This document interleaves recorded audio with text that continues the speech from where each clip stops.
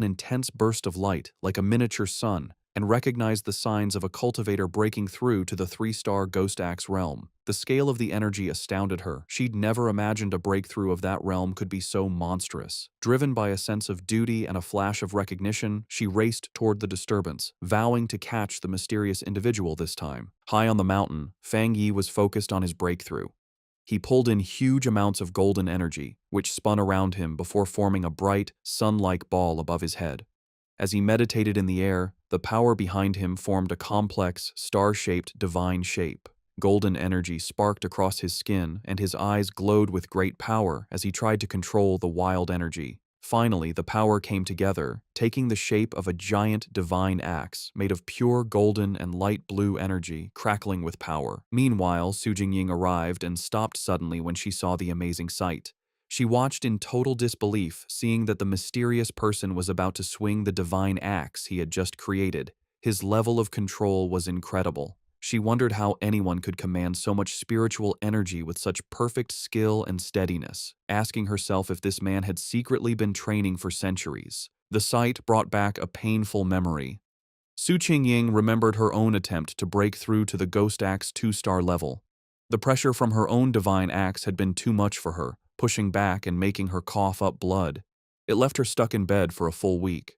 She was naturally strong, but she had still failed badly. She couldn't understand how this monster could handle a breakthrough that was so much more powerful than hers. As she ran closer, she was even more amazed. The huge amount of spiritual energy, the perfect control in every move of the axe, and the way every bit of power seemed to have been purified thousands of times. It was all beyond anything she had ever seen. She decided that this person wasn't just an amazing monster. He was like a god who had come down from the sky. She also noticed his calm and steady way of doing things. Most pioneers, when they felt a breakthrough was about to happen, would rush to get it done. This person, however, moved with a deep sense of experience and a strong mind, like a master from old times. Her thoughts were stopped when the giant, fiery divine axe began to move. She watched the awesome sight as it swung with a purpose, heading east. At the peak of his power, Fang Yi's eyes burned with pure golden light as cracks of raw energy spread across his face. He floated inside a blinding storm of golden power, successfully controlling the huge amount of energy he had gathered to evolve.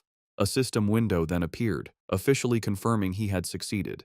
He had reached the Ghost Axe realm, 2-star. The new divine axe slammed down into the earth, releasing all of its power in one huge shockwave that tore across the mountain. Su Qingying was caught in the powerful blast and had to hold herself steady against the wave of golden energy. The leftover force cut a huge path through the forest before fading away, but when she looked up, the mysterious man had completely disappeared. Breathing hard from the effort and her frustration, Su Qingying couldn't believe she had missed him again, especially since she had arrived in only 30 seconds.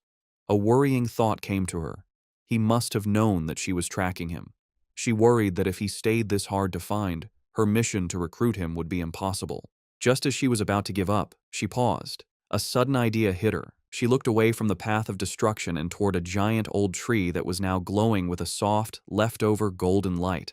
With a new feeling of certainty, she called out into the woods that seemed empty, calling him Senior and asking if he was still in the area. From the shadows of the forest, Fang Yi appeared, his hooded body giving off a cool confidence. His glowing red eyes were on Su Qingying. He immediately knew she was the person who had been looking into him for the past few days. Seeing she had been found, Su Qingying stood her ground and properly introduced herself. She said she was the captain of the Firefly Squad, a part of the Spiritual Practitioners Association of Xia Nation, and also one of the nation's first pioneers. On behalf of the association, she sincerely invited him to join them. She admitted she had been following him for 2 days, and hoped her methods hadn't made him think badly of her. As she spoke, Fang Yi stayed quiet, and his face was hard to read under his hood. Su Qingying added that while the public didn't know yet, all the official papers for the association were ready. Inside, however, she was very nervous, choosing her words carefully, and worrying